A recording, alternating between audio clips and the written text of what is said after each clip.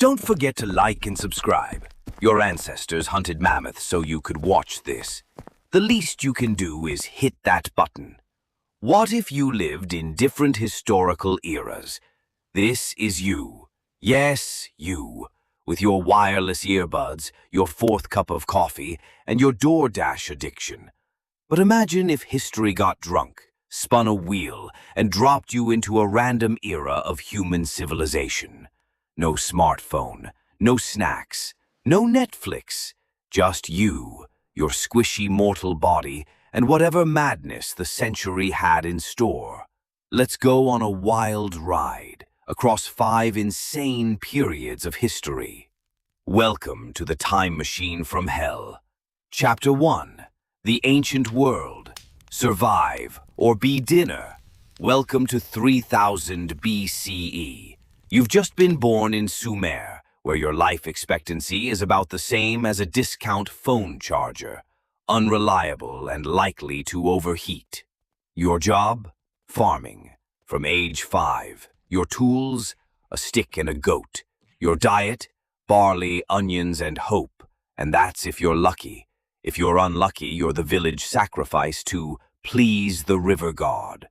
Toilet paper? Sand. Shower? Also sand. Entertainment? Watching your cousin get bitten by a snake. Again. And let's talk war.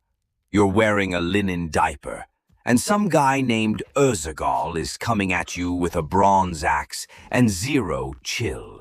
No armor, no training, just 2 weeks of wheat rations and pure adrenaline. If you survive to 30, congratulations, you're a local elder now. Your back hurts, your teeth are gone, but hey, at least you're not dead from goat pox. Chapter 2. Roman Empire.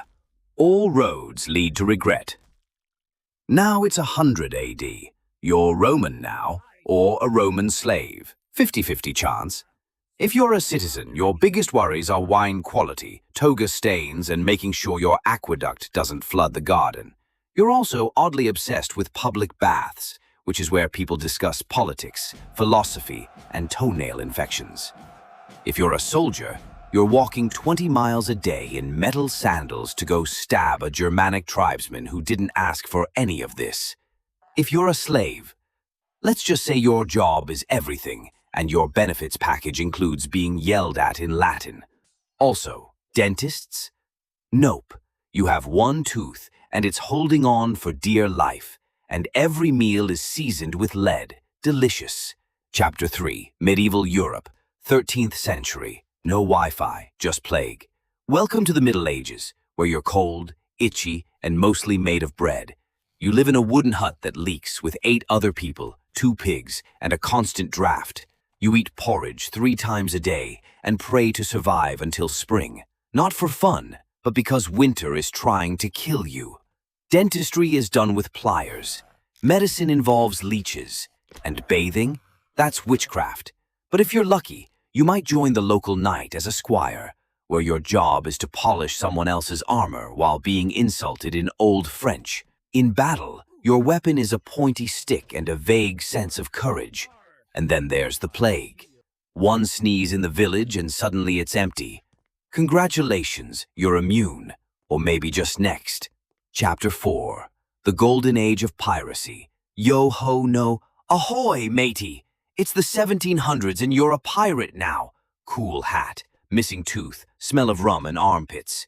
You're sailing the Caribbean with a crew of criminals, mercenaries, and one guy named Sharkbait Steve, who definitely talks to his sword. Your diet? Salted beef, biscuits with bugs, and whatever you can steal.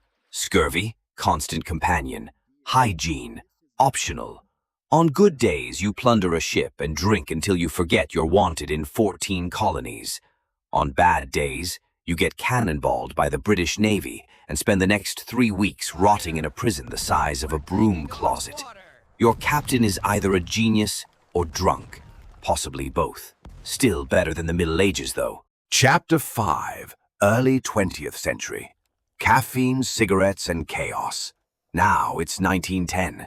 You're wearing suspenders, drinking thick coffee, and yelling, "Extra, extra!" about a war that hasn't started yet. Depending on where you're born, you might work in a factory 14 hours a day or own a monocle and judge people with your mustache. Medicine is catching up. So are germs. Cigarettes are healthy and lobotomies are trending. If you're a woman, you can almost vote. Almost. Then World War I hits. Trenches, gas, rats, screaming. It's basically a mud spa, except instead of cucumbers on your eyes, it's mustard gas in your lungs. And yet people still find time to dance, invent jazz, and pretend prohibition works. But what if the time machine breaks? What if, instead of going to the past, it launches you 100 years into the future?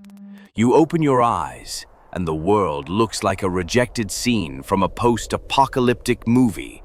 The air smells like dust and ozone. A half-destroyed satellite hangs over the horizon, blinking like a broken Christmas light. The first thing you meet isn't human. It's a drone with a face. It scans you from head to toe and says, "Unrecognized entity, potential threat. Welcome to the year 2125. A few minutes later, you learn that a meteor the size of Manhattan is set to hit Earth in 6 days. Most humans are either gone or hiding in underground cities. You have no passport, no biochip, no Wi-Fi, just an ancient flash drive full of memes from 2023. Suddenly you realize you're the last relic of the old world. Your DNA isn't in any database. People think you're a myth, a living fossil. Scientists argue whether to put you in a museum or just run more tests. And then you meet a girl. She was born after the Great Collapse. She's never heard of bananas, TikTok, or Barbie. You tell her stories from your past. She shows you how to hide from resource hunters. Together, you dodge rogue war AIs. You teach her how to laugh. She teaches you how to not die. Maybe you'll become the start of something new, or at least the guy who remembers how to make fries when the microwave's gone forever. Epilogue. Congrats, you're alive. Every era is terrifying, uncomfortable, and medically suspicious. And somehow, someone just like you survived them all. Without air conditioning, without memes, without indoor plumbing. You're the result of a billion bad decisions and one unbroken chain of near-death experiences.